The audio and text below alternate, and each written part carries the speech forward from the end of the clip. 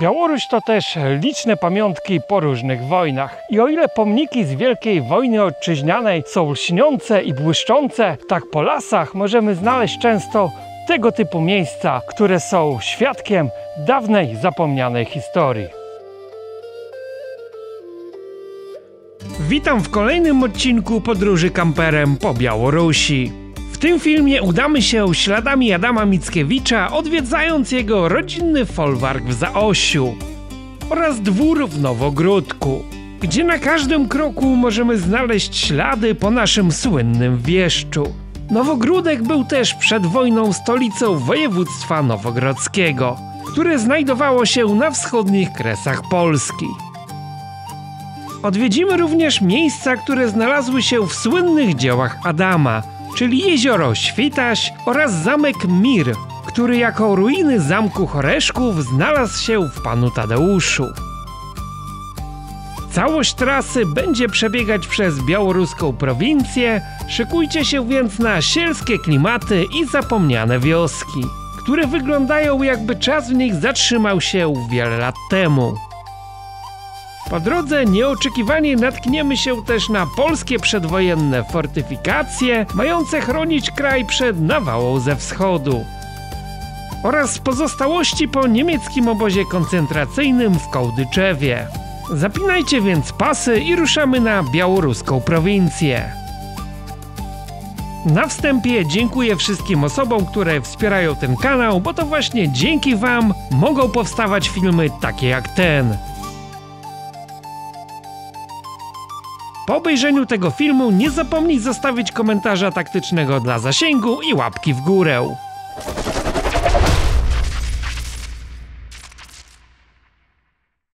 Na tych terenach, jak się okazuje, narodziło się i wychowało wielu wybitnych Polaków. Oprócz Tadeusza Kościuszki również Józef Piłsudski, który biegle mówił po białorusku, litewsku i kiedy nawet przyjeżdżał na te tereny wygłaszać przemówienia, ludność polska miała mu nieraz za złe, iż przemawia do nich po białorusku. My tymczasem docieramy w kolejne ciekawe miejsce, do folwarku Mickiewiczów. To prawdopodobnie tutaj narodził się Adam Mickiewicz. Mówię prawdopodobnie, gdyż jego miejsce narodzenia nie jest do końca znane. Albo był to ten folwark, albo pobliskie miasteczko Nowogródek. Kiedy Adam Mickiewicz napisał słynny tekst Litwo, ojczyzno moja, tak naprawdę miał na myśli teren obecnej Białorusi, gdyż Białoruś była częścią Wielkiego Księstwa Litewskiego i na te tereny w tamtych czasach powszechnie mówiło się Litwa. W miejscowości Zaosie, gdzie niegdyś mieścił się folwark rodziny Mickiewiczów, dziś urządzono muzeum poświęcone naszemu wieszczowi narodowemu i co ciekawe, o ile przy dworze Kościuszki były tłumy ludzi, dziesiątki wycieczek, tak tutaj nie ma zupełnie nikogo. Jesteśmy sami i mam obawy, czy to muzeum jest w ogóle otwarte. Ale sam teren dookoła jest pięknie zagospodarowany. Najprawdopodobniej to właśnie w tym miejscu przyszedł na świat 24 grudnia 1798 roku mały Adam Mickiewicz. Tutaj też spędził swoje pierwsze 3 lata dzieciństwa, kiedy to następnie rodzina Mickiewiczów przeniosła się do murowanego dworu w Nowogródku, który również zobaczycie w dalszej części tego filmu.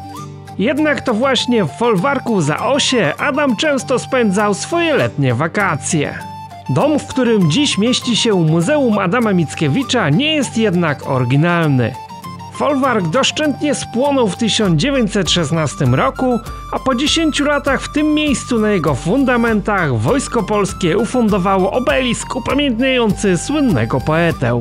Dworek zrekonstruowano i otworzono w nim muzeum dopiero w 1998 roku, z okazji 200.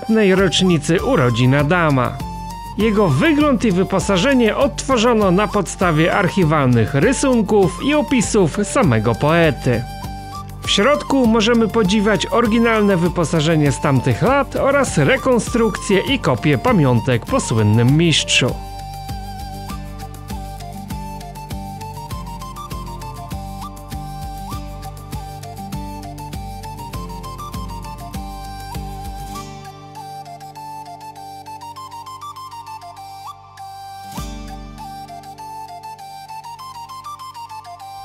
Tak wygląda dworek Mickiewiczów wewnątrz.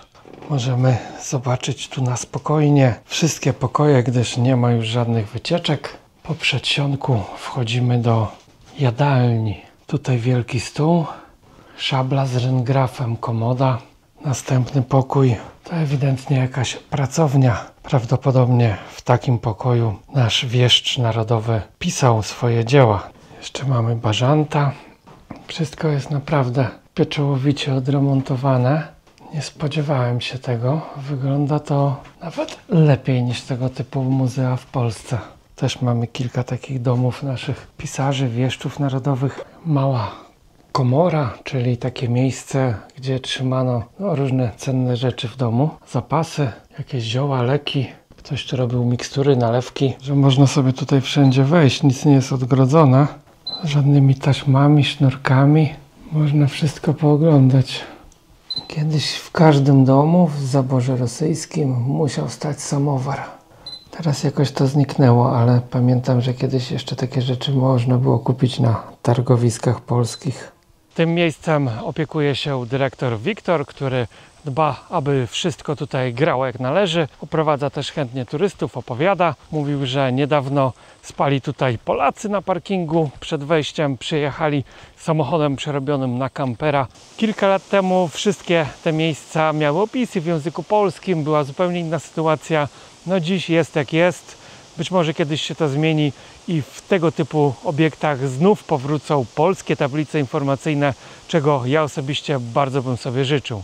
Шановне панство, я звертаюся, загадчик сядзібы Міцкевічаў, завозчик Дмуховский Виктор Павлович до вас. Приезжайте, калі ласка, приезжайте на гэтую святую мясціну, дзе нарадзіўся такі вялікі чалавек, вялікі паэт Адам Міцкевіч. Naprzeciwko dworku mieści się spichlerz, w którym na piętrze jest pokój letni. I jak tutaj Mickiewicz przyjeżdżał w lecie do rodziny, na wakacje, w czasy można powiedzieć, tak spał w takim miejscu. Suszą się tutaj zioła, na podłodze leży skóra niedźwiedzia, jest stolik do pracy z orlim piórem, no i łoże, na którym można odpoczywać. A na pierwszej kondygnacji mamy wszelkie sprzęty potrzebne w gospodarstwie domowym. Jak na tamte czasy, to folwark chyba nie był jakiś mocno bogaty, przede wszystkim drewniany. Do dworu oczywiście musiała przynależeć stodoła. I stodoła jest spora, pewnie kiedyś tutaj trzymano różne płody rolne oraz zwierzynę. Dziś jest to mini muzeum sprzętów rolniczych z tamtego okresu. Jakieś wozy, kołyski, łóżeczka. Może w takiej kołysce właśnie dorastał w swoich pierwszych miesiącach Adam Mickiewicz. Oprócz głównego dworu zadbano, aby odrestaurować całe obejście. No brakuje tutaj tylko zwierząt, ale jest stodoła, jest obora, jest Muzeum Sprzętów Rolniczych. W takim miejscu też chciałoby się zamieszkać, aż dziwne, że nie zrobili tutaj pokoi na wynajem. No ale jakby nie było, jest to muzeum, więc też i nie można chyba. Za domkiem mieści się mała spiżarnia w formie takiego szałasu i na terenie obiektu jest kilka takich betonowych słupów. Można powiedzieć, że jest to piorunochron, najwyższy punkt w tym miejscu. Widzę, że są takie 4. No bo tutaj jeden piorun i cały ten folwark by spłonął. To wszystko jest z drewna i z strzechy. Kilkadziesiąt metrów za głównym dworem parku mamy taki malutki domek. No można powiedzieć chyba domek letni, domek wędkarski. Tędy kiedyś pewnie płynęła jakaś rzeka. Dzisiaj jest to już trochę mocno zarośnięte, ale bardzo urocze miejsce. I przyjeżdżając w to miejsce, dopiero zdałem sobie sprawę, że żyjąc w takich warunkach faktycznie można popełnić takie dzieło jak pan Tadeusz. Weźmy pod uwagę, że w tamtych latach szlachcice nie chodzili do pracy.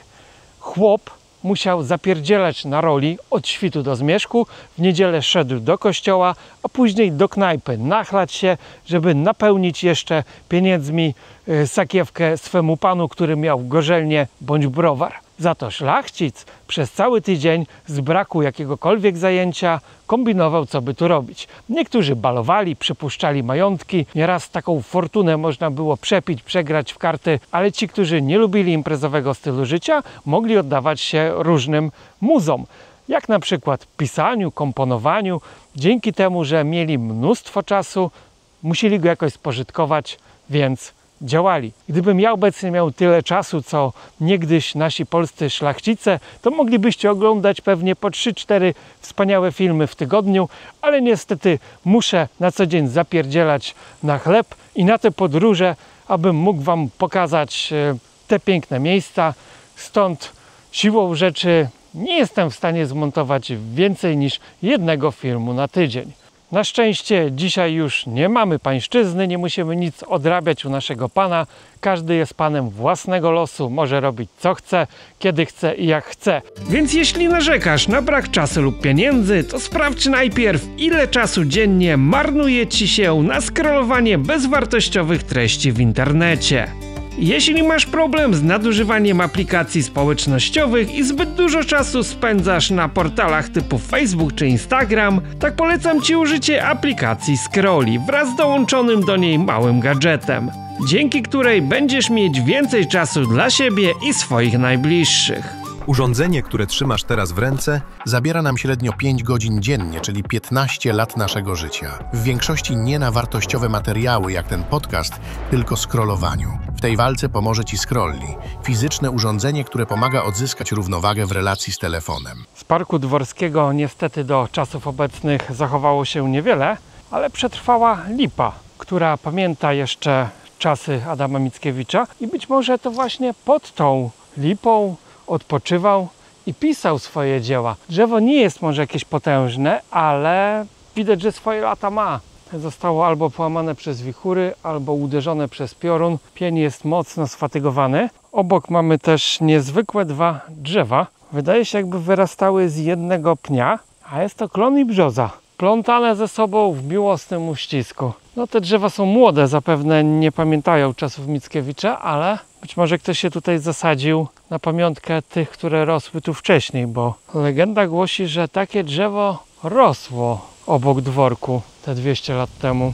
Jak już wyłączyłem kamerę, Wiktor jeszcze powiedział kilka ciekawych rzeczy. Nie chciał tego już mówić na wizji, ale ogólnie dziwi się bardzo, że Polacy boją się tutaj przyjeżdżać. Rozmawiał też ostatnio z jakąś grupą Polaków, która bardzo bała się tutaj przyjeżdżać. Mówili mu, że w Polsce krąży opinia, jakoby na Białorusi można było łatwo zginąć, można zostać aresztowanym, zabiorą ci samochód, wsadzą cię do więzienia i tak dalej. Opowiadał, że on jeszcze w latach 80.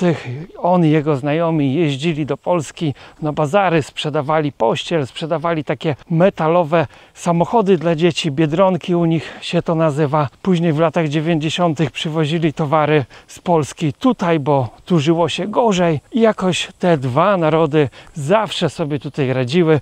Nikt nie miał do siebie żadnych pretensji i trwało to do roku 2020, do czasów zarazy. Wtedy już z tego powodu zamknięto granice. Później zmieniła się narracja polityczna i od 5 lat turyści tutaj praktycznie nie przyjeżdżają. Są to pojedyncze osoby i on zdaje sobie sprawę, jaka jest obecnie narracja w Polsce, co mówią ludzie o Białorusi. No i też powiedział, że jest to wszystko nieprawda. Ludzie sobie tutaj żyją normalnie, tak jak wcześniej. Ten, kto się nie miesza w politykę, nie ma żadnych problemów. No niestety są czasy, jakie są. Możecie sobie czerpać oczywiście z internetu różne informacje, ale każdą rzecz, każdą sytuację też można pokazać na 10 różnych odmiennych sposobów. Dlatego, jeżeli chcesz mieć własny pogląd, rusz dupę z fotela, pojedź, zobacz, przekonaj się sam. Bo nawet niekoniecznie musisz wierzyć w to, co ja tobie mówię i pokazuję. A najwięcej jest tych ekspertów, którzy nigdzie nie byli, nic nie widzieli, ale przeczytali w internecie czy zobaczyli w telewizji i wszystko wiedzą najlepiej. Dlatego ja się nie sugeruję nigdy żadnymi opiniami, wypowiedziami. Sam coś zobaczę, doświadczę, podzielę się z tym z wami. Możecie się ze mną zgodzić bądź nie. Jeśli mi nie wierzysz, rusz 4 litery, jedź w świat i przekonaj się sam, jak to wszystko wygląda, a nie wyciągaj pochopne wnioski z tego, co obejrzysz gdzieś w telewizji czy w sieci. Miejsce takie jak to powinno być tłumnie odwiedzane przez turystów z Polski. Kiedyś tutaj przyjeżdżały wycieczki, jak mówił Wiktor, przyjeżdżały nawet babcie 90-letnie, które chciały zobaczyć jeszcze przed śmiercią miejsce narodzenia Adama Mickiewicza. Dziś tego już nie ma przez politykę władz, bo tutaj nie zmieniło się zupełnie nic. W tym kraju nie ma wojny. Kupę ludzi jeździ teraz na Ukrainę pomimo tego, co się tam dzieje. W tym ja byłem wielokrotnie, pokazywałem, co tam się dzieje. Czy komuś z turystów cokolwiek się stało? Nie. Czy komuś z turystów stało się coś na Białorusi? Również nie, ale media straszą, że zamkną cię do pierdla. Poczytajcie sobie, kogo zamknęli z turystów.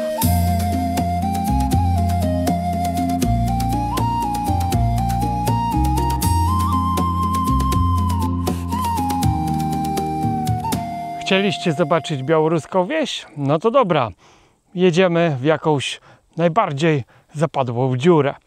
Pierwsze, co udało się znaleźć, to pomnik postawiony po zakończeniu I wojny światowej. Ktoś tutaj wmurował tablicę na stulecie Wielkiej Wojny i ponoć gdzieś w tych krzakach obok są bunkry z I i II wojny światowej. Idziemy, zobaczymy, co tam uda się znaleźć. Jak na razie tylko setki krów.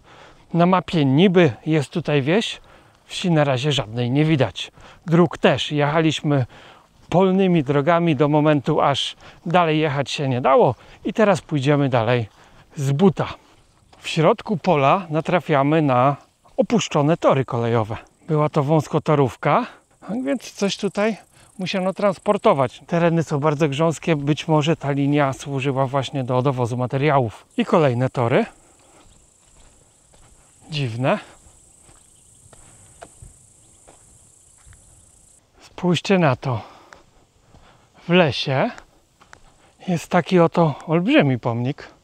Zrobiony jak gdyby z elementów bunkrów. Z jakichś prefabrykatów albo to, co tutaj zostało wyciągnięte po wojnie. Na górze mamy 3 krzyże i orzeł. Jest to w zadziwiająco dobrym stanie. Prawdopodobnie pochodzi on z czasów I wojny światowej. Nie ma niestety tutaj żadnych inskrypcji, tablic i nikt na dobrą sprawę nie wie, co to tak naprawdę jest i kto to tutaj postawił. Być może jest to związane z wojskiem polskim.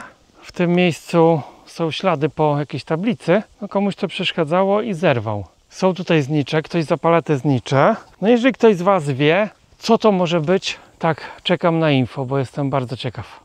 W okolicy pomnika widać bardzo dobrze zachowane linie okopów. Tutaj ponoć toczyły się walki zarówno podczas I, jak i II wojny światowej. No i możemy spotkać jeszcze resztki umocnień betonowych. Tutaj mamy jakiś mały schron betonowy.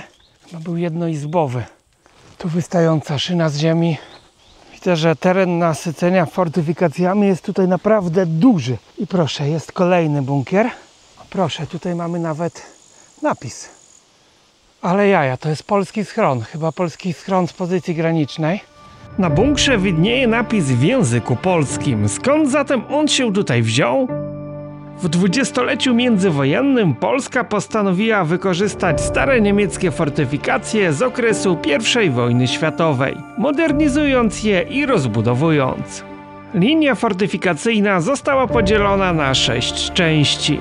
Szczególnie ważny ze strategicznego punktu widzenia był odcinek Baranowicze. Na jednym ze schronów w okolicach wsi Arabowszczyzna wyryto cytat z roty Marii Konopnickiej. Twierdzą nam będzie każdy próg.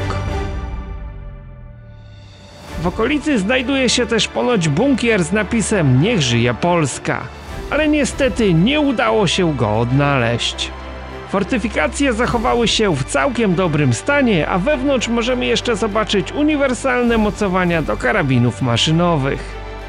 We wrześniu 1939 roku polskie wojska z tego terenu przerzucono na granicę zachodnią, więc wkraczające jednostki armii sowieckiej nie napotkały tutaj żadnego większego oporu.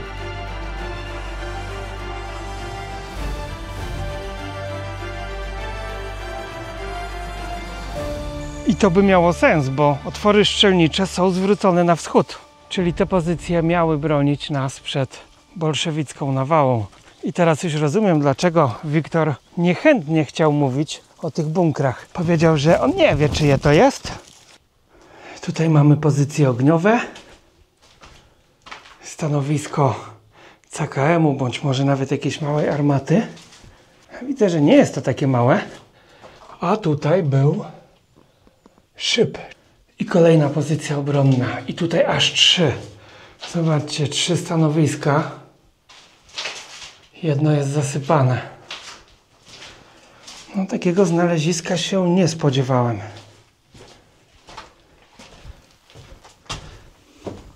ale tu jest kolejny tunel. No i proszę. Teren jest mocno spenetrowany przez poszukiwaczy skarbów. Wszędzie są doły. Widać, że ktoś tutaj mocno kopał. Zobaczcie, ile tego jest. To jest naprawdę cała potężna pozycja obronna. Tutaj akurat zostało to już wysadzone, zawalone. Chyba że dach był drewniany, w co akurat wątpię. Miejsce, gdzie są te fortyfikacje, zdradzają takie wielkie kamienie przy drodze. Ktoś tu chyba próbował już coś zabierać, być może na potrzeby budowlane w okolicznych miejscowościach. Wystarczy wejść w krzaki i bunkrów jest tutaj od cholery. W tym miejscu była niegdyś wieś Stare Wojkiewicze. Wszystko jest tu już totalnie zarośnięte.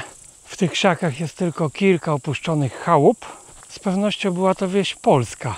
Na tych terenach mieszkało bardzo wielu Polaków. No i na mapie jest to jeszcze zaznaczone po polsku, stąd nie można domniemywać, że mieszkali tutaj Polacy.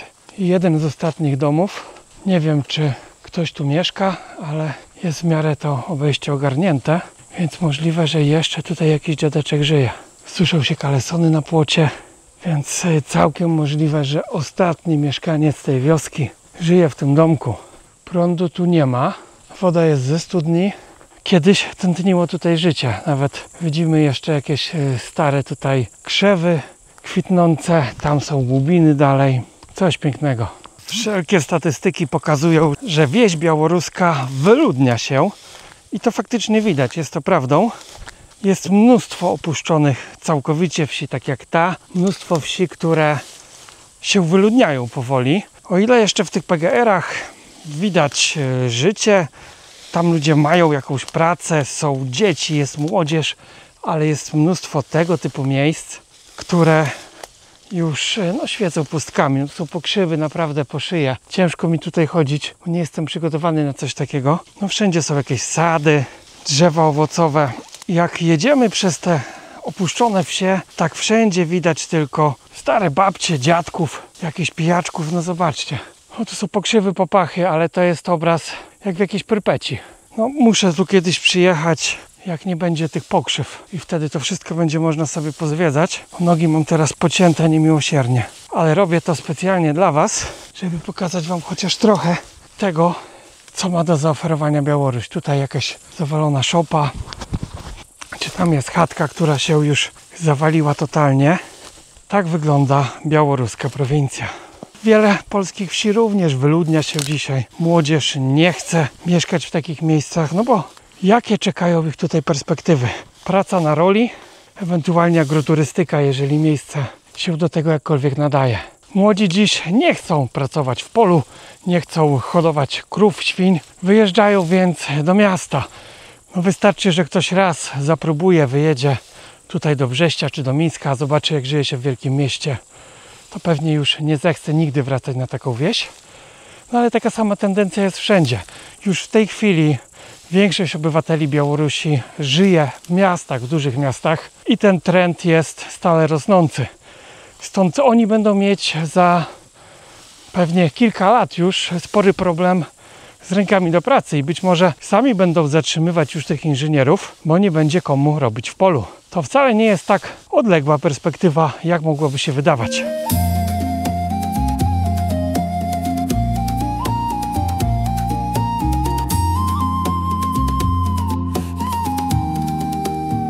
Stare Wojkiewicze się wyludniły, ale nowe Wojkiewicze jeszcze żyją. Mieszkają tutaj ludzie, droga jest w nieco lepszym stanie. Na początku wsi wita nas krzyż prawosławny, jakżeby inaczej. No i na takich wioskach białoruskich przeważają jednak domy drewniane. Tutaj mało gdzie jest dom murowany, ale każdy ma ogarnięte jakoś tam wokół domu, o ile nie jest on opuszczony, wiadomo. Tak, jest ład i porządek, na miarę możliwości oczywiście, na tyle ile kogo stać, na tyle to sobie ogarnie. Ale no nie wygląda to źle, nie ma takiego jakiegoś pierdolniku, błota na tych podwórzach, bajora, w którym by się taplały świnie czy kaczki, nic z tych rzeczy. Może nie żyje się tutaj ludziom bogato, ale mają to otoczenie naprawdę zadbane. Wszędzie jest jakiś kot, są ogródki, grządki warzywne. Te domy są też pomalowane bardzo często, tam gdzie jeszcze ktoś mieszka. Tak, okiennice koniecznie muszą być zaznaczone na jakiś inny kolor. Sama drewniana elewacja również często ma dość jaskrawe kolory. Nie ma tu takich bladych barw. No, jest dużo zieleni. Widać, że oni lubią cień, lubią jakieś takie zakrzaczenia. Nie ma tutaj tendencji do wygalania wszystkiego dookoła. A tu chyba mamy wioskowy sklep, a jak żeby inaczej. Tutaj kiedyś był sklep, a na drzwiach teraz widnieje tabliczka o sklepie obwoźnym. Czyli tak jak w Polsce przyjeżdża tutaj sklep, aby ci ludzie mogli kupić chociażby chleb i jakieś inne podstawowe produkty. No bo do najbliższego sklepu pewnie jest stąd z kilkanaście albo nawet kilkadziesiąt kilometrów. No i jakaś starsza babcia raczej nie byłaby w stanie do niego dojść. Zobaczcie, jak zarośnięta jest ta wieś. Z perspektywy głównej ulicy nie widać nawet, że są domy po obu stronach drogi. Wszystko tonie w zieleni. No, większość domów wygląda dokładnie w ten sposób, czyli jest opuszczona. No, tu ktoś mieszkał do śmierci i tak chatka stoi. Widać firanki w oknach, jest otwarte nawet okno. Można by było spokojnie wejść do środka. Na pewno są tam rzeczy osobiste, zdjęcia jeszcze ostatnich mieszkańców.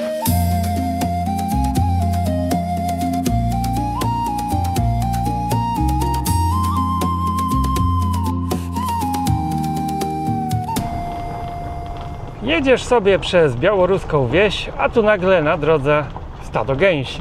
No, widok, którego w Polsce nie widziałem chyba od dziecka. Brakuje tylko babci z kijem, która by pasła te gęsi. Ale być może babcia zaraz też gdzieś się pojawi. Pole zaorane, szpaki zbierają się w stada, czyli to znak, że zbliża się jesień. Na szczęście słońce jest jeszcze wysoko i grzeje mocno. I tak jak sądziłem, to była kiedyś polska wieś. Nieopodal jest stary cmentarz. No i tutaj ewidentnie widać polskie nagrobki. Tutaj rodzina Kuniewiczów, pochowani w latach 40. Tutaj 44 rok, czerwiec, czyli przychodził wtedy tędy front. Być może zginął w wyniku działań wojennych właśnie. No, spora rodzina Kuniewiczów. Mają cały tutaj rząd grobów. Kolejne groby Polaków. Bertosz Albert, Bertosz Jan, pochowani w 44 i 52. Też czerwiec 44. Zamordowany, o proszę, zamordowany przez Sowietów, Niemców. Wtedy przychodził front. Coś złego wydarzyło się tutaj 29 czerwca 44 roku.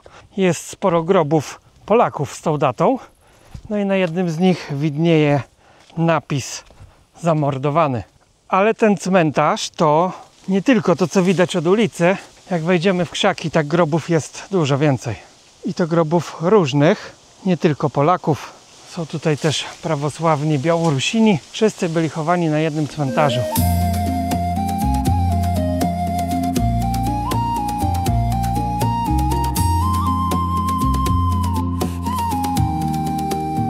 Pojechaliśmy na chwilę do folwarku Mickiewiczów, a okazało się, że w okolicy jest mnóstwo punktów, które warto odwiedzić. Kilka kilometrów dalej, w wiosce Kołdyczew, mieścił się niemiecki obóz koncentracyjny, bądź zagłady, różnie go nazywają, gdyż w tym miejscu Niemcy oraz ich kolaboranci zamordowano tutaj 22 000 osób, co najmniej, głównie Polaków, Żydów oraz niewielką ilość Białorusinów, Rosjan i Romów. Obóz działał w tym miejscu od marca 1942 roku do czerwca 1944, kiedy to w to miejsce dotarł front. Po obozie został tylko główny budynek komendantury. Prawdopodobnie tutaj odbywały się przesłuchania. Tutaj była siedziba gestapowców, SS-manów. Niestety nie zachowało się zbyt wiele informacji, ale jest polska tablica. Ktoś umieścił ją w tym miejscu w 2008 roku. W tym budynku mieścił się areszt obozowy. Tutaj gestapowcy brutalnie przesłuchiwali więźniów. Wielu z nich oczywiście nie przeżyło tych przesłuchań. Budynek ten był z pewnością dwukondygnacyjny, jednak przez lata ta dolna kondygnacja ewidentnie została zasypana. Tu są jeszcze resztki schodów na pierwsze piętro. Stropu już nie ma. Z obozu zachował się tylko ten budynek, czyli gdzieś na tych polach obecnie kukurydzy. Kiedyś trzymano więźniów, mordowano ich. Gdzieś musi być tutaj masowy grób. Nie zostało to zabezpieczone w żaden sposób. Tam, gdzie stoi kamper, z tyłu jest cmentarz, ale raczej nie pochowano tam aż tak dużej ilości osób. Ten cmentarz przynależy do nieodległej wioski. Otoczony drutem kolczastym obóz Niemcy zorganizowali na terenie majątku ziemskiego Tadeusza Szalewicza. Obóz składał się z baraków pełniących wcześniej rolę zabudowań gospodarczych i trzypiętrowego budynku więzienia obozowego, którego to resztki zachowały się do dziś. W tym budynku przeprowadzano śledztwa przeciwko żołnierzom Armii Krajowej. W 1942 roku poza terenem obozu zbudowano 2 krematoria, w których spalono, jak się szacuje, zwłoki tylko około 600 osób. Po stwierdzeniu usterek krematoria te rozebrano i rozpoczęto budowę nowych, których jednak nie ukończono przed likwidacją obozu. W okolicach dawnego obozu odkryto dziesiątki masowych mogił, postawiono też kilka pomników, które upamiętniają tamtą tragedię. Tak jak ten pomnik stojący przy drodze z Iwanowicz do Nowogródka. Dlaczego teren tego obozu nie stał się muzeum czy wielkim miejscem pamięci? Poza kilkoma skromnymi pomnikami i ruinami więzienia, po obozie nie został tutaj żaden ślad. Być może dlatego, że historia tego obozu jest dość niewygodna dla białoruskich władz. Obsadę strażników tego obozu stanowili Białorusini, którzy kolaborowali z Niemcami w ramach 13 Białoruskiego Batalionu Policyjnego. Sławili się oni tutaj wieloma haniebnymi czynami, zaś samych Niemców było tutaj bardzo niewielu. Obóz składał się z szeregu drewnianych baraków otoczonych drutem kolczastym, po których nie zachowały się już żadne ślady. Więźniowie, nim zadano im śmierć, byli zmuszani do pracy przy wydobywaniu torfu oraz wyrobie mydła. Co ciekawe, pomimo że mordowano tu głównie ludność polską, w tym wielu księży katolickich, na jednym z pomników w miejscu masowych grobów widnieje napis o treści: w tym miejscu i okolicy pogrzebano 22 000 radzieckich patriotów, zamordowanych przez niemiecko-faszystowskich grabieżców w latach 42-44. Sam obóz udało się zaś przetrwać tylko nielicznym więźniom dzięki udanym ucieczkom. Pod koniec czerwca 1944 roku obóz zlikwidowano, mordując pozostałych przy życiu więźniów, a straż obozowa udała się z Niemcami na zachód, biorąc po drodze udział w tłumieniu powstania warszawskiego.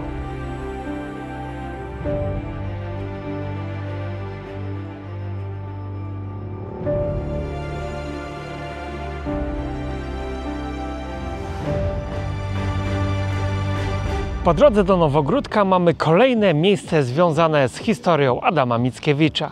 Jezioro Świteś.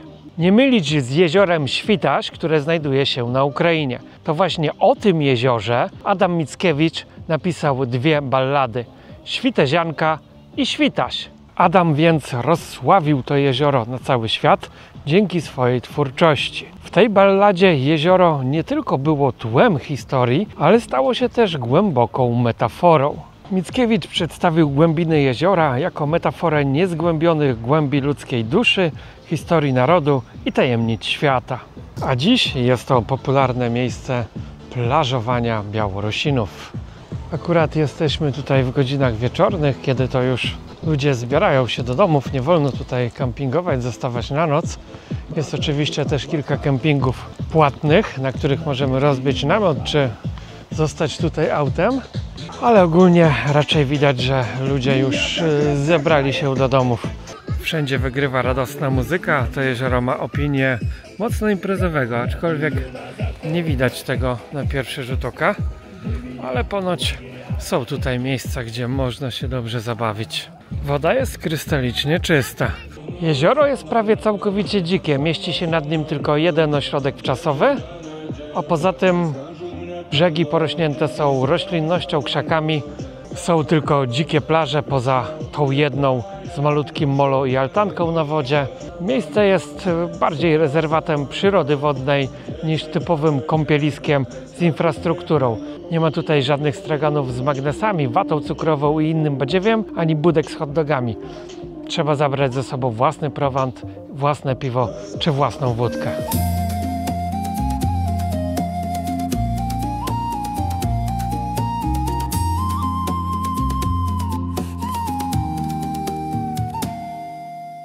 Kolejnym miejscem związanym z Mickiewiczem jest Nowogródek. Niektórzy twierdzą, że to właśnie tutaj urodził się nasz wieszcz, a w folwarku spędzał jedynie lata. Tego się pewnie już nigdy nie dowiemy, ale jedno jest pewne, to właśnie tutaj Mickiewicz został ochrzczony w miejscowym kościele Świętej Trójcy i jest obecny w tym mieście na każdym kroku. Mamy tutaj ulicę Mickiewicza, pomnik Mickiewicza i kopiec Mickiewicza oraz Muzeum Adama Mickiewicza w dawnym dworku Mickiewiczów. Ale sam Nowogródek to nie tylko Mickiewicz. W tym mieście jest jeszcze kilka innych ciekawych punktów, które warto odwiedzić. Centralnym punktem miasta jest wzgórze zamkowe z ruinami zamku. Z XIII-wiecznego zamku niewiele już zostało, ale mury zabezpieczono. Widzę, że trwają również rekonstrukcje wież. Wstęp na teren zamku kosztuje aż 1 rubel, a dookoła urządzono kilka alejek spacerowych, punktów widokowych. Można tutaj naprawdę miło spędzić czas. Przed wejściem na teren zamku majestatycznie stoi pomnik Adama Mickiewicza. Jeżeli pójdziemy troszkę dalej, tak naszym oczom ukaże się kopiec nikogo innego jak Adama Mickiewicza. Kopiec został usypany przez lokalnych mieszkańców w latach 1924-31. U podnóża kopca umieszczono duży kamień z tablicą poświęconą oczywiście Adamowi.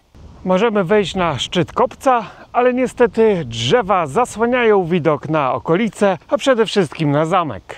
Nowogródek ma bardzo bogatą historię, o której spokojnie mógłbym zrobić osobny film. Przez 1000 lat swojego istnienia to miasto wielokrotnie przechodziło z rąk do rąk, było niszczone, palone, łupione, grabione i odbudowywane. Było też świadkiem niezliczonej ilości wydarzeń historycznych. Tędy przechodziły liczne fronty, w okolicach miasta miały miejsce liczne bitwy. Tutaj jednym słowem działa się historia. Bezpośrednio przy wzgórzu zamkowym mieści się cerkiew Przemienienia Pańskiego, nazywana też cerkwią farną, a obecnie sanktuarium męczennic nowogródzkich. Na pamiątkę 11 sióstr nazaretanek rozstrzelanych przez Niemców w 1943 roku ich relikwie znajdują się w bocznej kaplicy kościoła. Siostry te zostały kanonizowane przez Stolicę Apostolską w 2000 roku.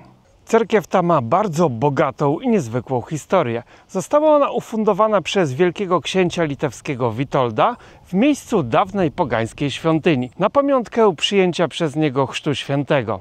Przez wieki również ta twierdza była schronieniem dla okolicznych mieszkańców przed wszelakimi najazdami, które pustoszyły tę ziemię. W 1422 roku w tej cerkwi odbył się ślub króla Polski Władysława II Jagiełły z księżniczką Zofią Holszańską, co dało początek królewskiej dynastii Jagiellonów. Zaś w 1799 roku, kiedy cerkiew została przemianowana na kościół, został tutaj ochrzczony nikt inny jak Adam Mickiewicz i na pamiątkę tego wydarzenia na bocznej ścianie kościoła umieszczono pamiątkową tablicę.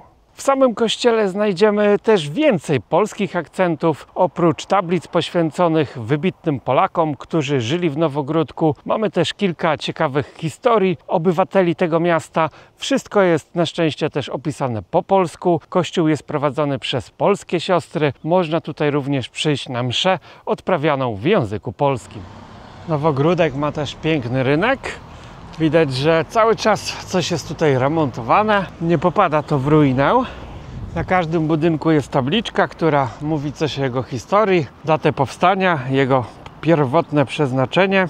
Nie widać tutaj zbytnio ludzi, nie ma jakichś knajpek, które byłyby pełne turystów. Być może kiedyś były, ale teraz turyści tutaj chyba z Polski czy Litwy nie docierają. Na rynku nie może oczywiście zabraknąć popiersia Lenina. Tu jest akurat popiersie, często jest cały posąg. Przy rynku mamy też dwa kościoły, między innymi kościół Franciszkanów z XVIII wieku. Kolejnym kościołem jest dawny kościół dominikanów, obecnie kościół parafialny świętego Michała Archanioła i również tutaj możemy uczestniczyć w mszy odprawianej w języku polskim. Do samego kościoła możemy wejść zupełnie za darmo, ale za 10 rubli zejdziemy do krypt. Krypt świętego Dominika, jest tutaj urządzone małe muzeum. Oprócz licznych trumien dostojników kościoła, biskupów tutejszych, możemy znaleźć pamiątki po Adamie Mickiewiczu oraz mnóstwo jakichś pamiątek sakralnych, takich jak na przykład kopia całunu turyńskiego. Zdumiewa mnie fakt, że ten kościół, w sumie tak jak i inne, w których do tej pory byliśmy na Białorusi, jest przepięknie odrestaurowany. No nijak nie przypomina to dawnych polskich kościołów w granicach dzisiejszej Ukrainy, gdzie często są one w totalnej ruinie. Spójrzcie, jak tutaj wszystko jest pieczołowicie odrestaurowane.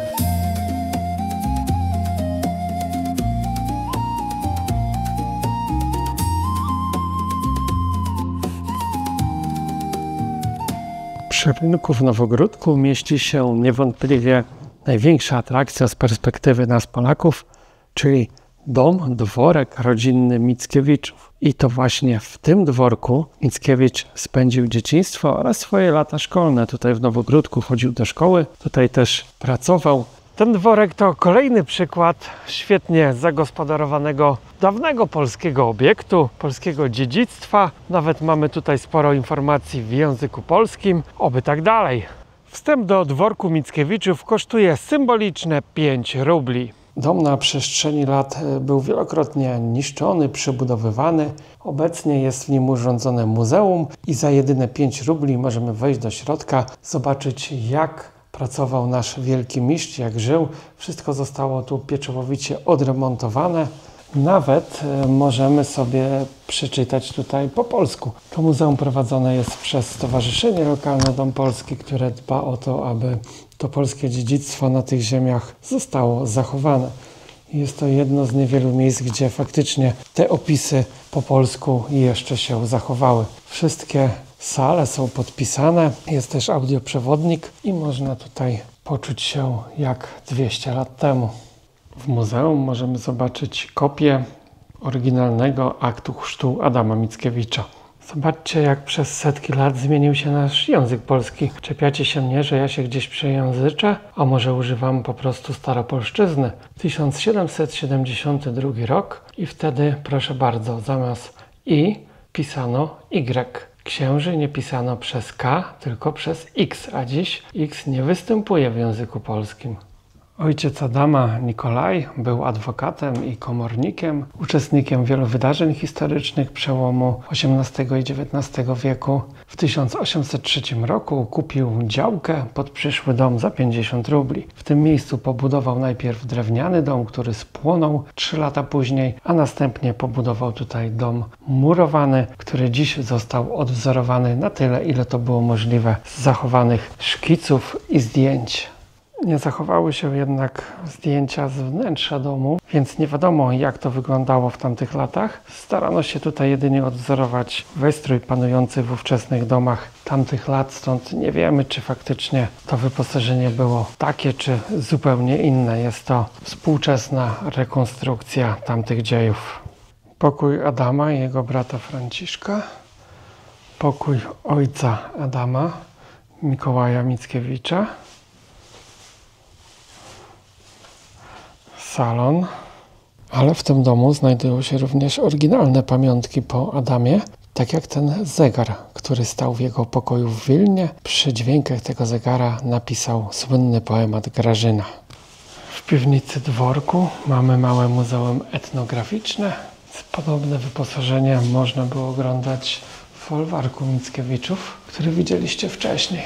W piwnicy dworku znajdowała się kuchnia i pomieszczenia dla służby. Tutaj przygotowywano posiłki dla całej rodziny Mickiewiczów. W piwnicach zgromadzono też różne unikalne wydania pana Tadeusza. Naprawdę w różnych językach. Jest nawet wydanie chińskie. Spod domu Mickiewicza do domku letniego biegnie podziemny tunel, więc weszliśmy w tym głównym muzeum, a wyszliśmy tym małym domkiem. I po co im był taki podziemny tunel? Do ewakuacji? Chyba niekoniecznie.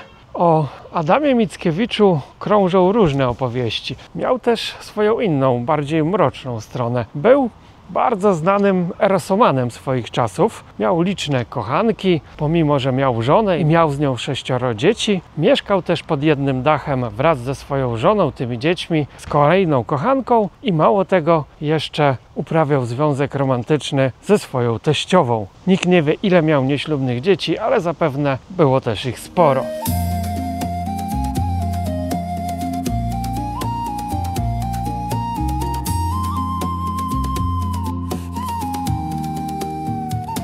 Spójrzcie na park w Nowogródku. Jest to jeden z kilku parków. Jest tu mnóstwo zieleni, cienia, ptaków. To jest taki park, jakie były w Polsce za dawnych lat, zanim zapanowała moda na betonozę. Można fajnie zaaranżować przestrzeń, nie trzeba nic wycinać. Zwróćcie uwagę na lampy. Jakie tu są wymyślne lampy, bez żadnych tych modernistycznych, solarnych kształtów. Każda z tych lamp jest zupełnie inna, a jest ich tutaj kilkadziesiąt. No mógłbym wam je pokazywać przez kolejnych chyba kilkanaście minut tego filmu. Dla równowagi w parku obok dworku Mickiewicza musi też stać pomnik Armii Czerwonej. Był tu chyba też wieczny ogień, ale coś ostatnio zgasło.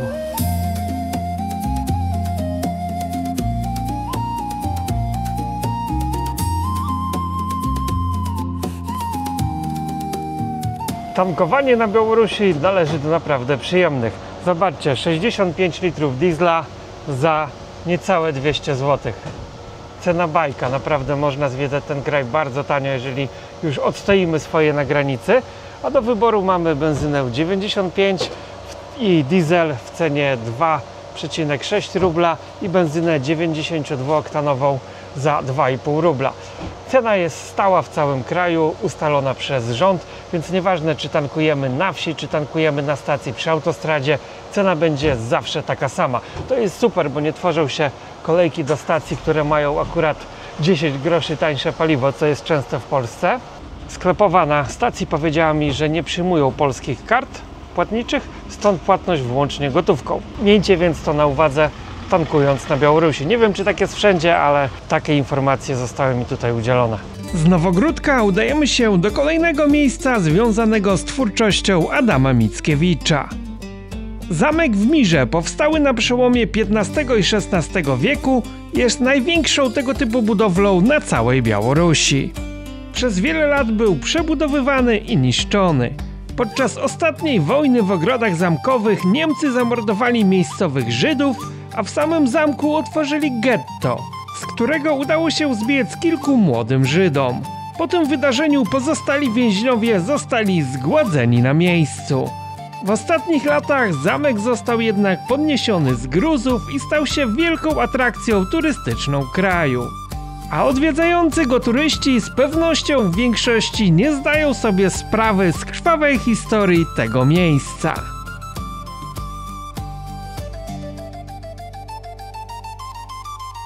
Jedną z największych atrakcji turystycznych Białorusi jest zamek Mir. Zobaczcie, ile to miejsce przyciąga turystów. Oczywiście Białoruś i Rosja. Na sam dziedziniec zamkowy można wejść zupełnie za darmo, ale jeżeli chcemy pozwiedzać komnaty, tak urządzono w nich muzeum i tu już trzeba zapłacić za wstęp 20 rubli. A dziś mamy szczęście, bo akurat coś się tutaj dzieje.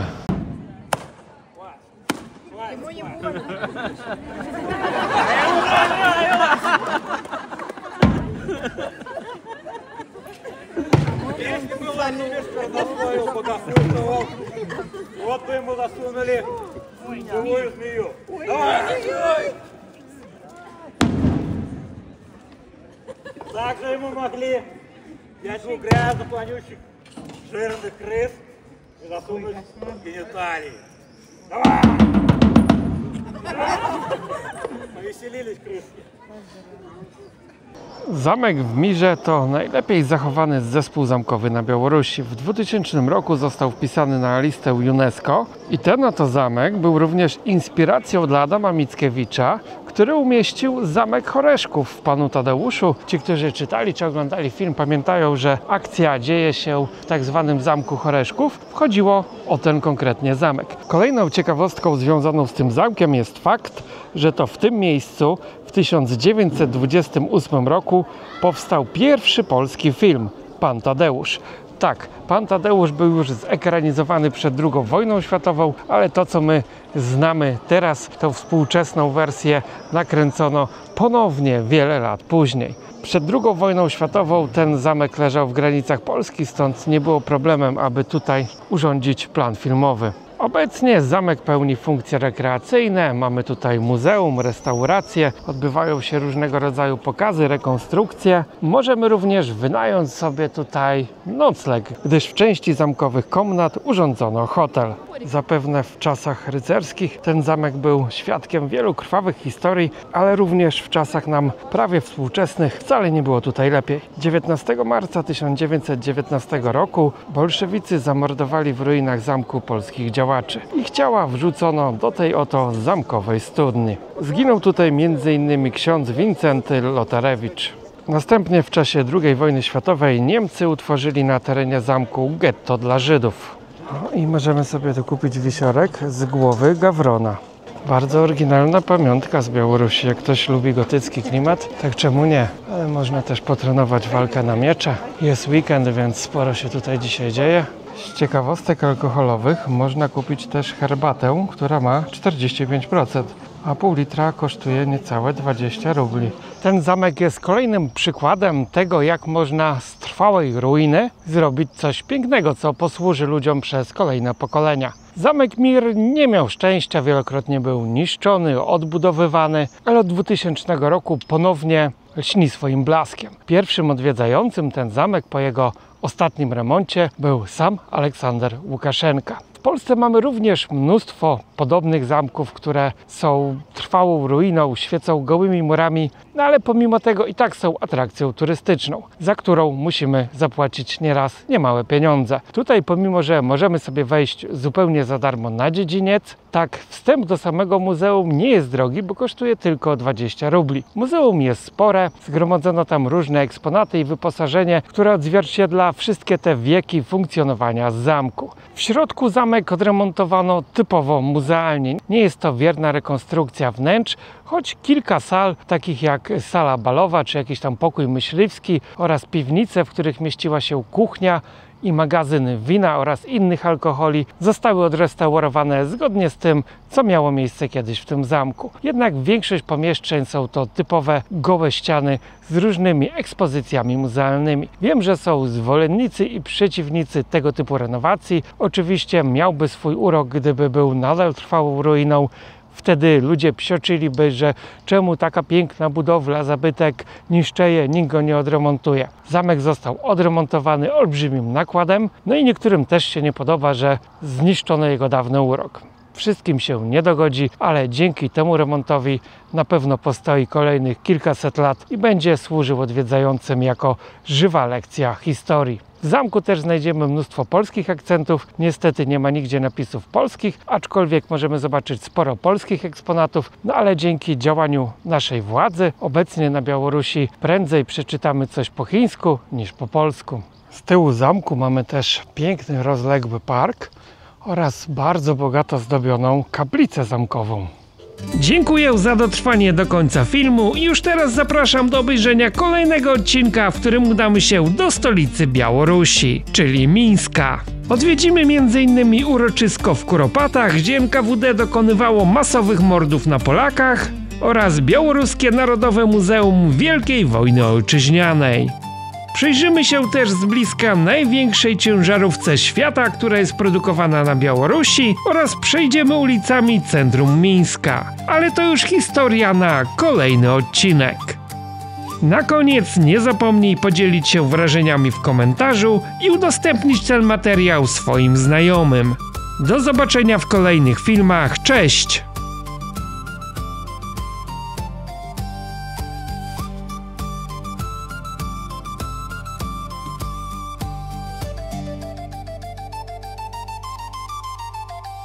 You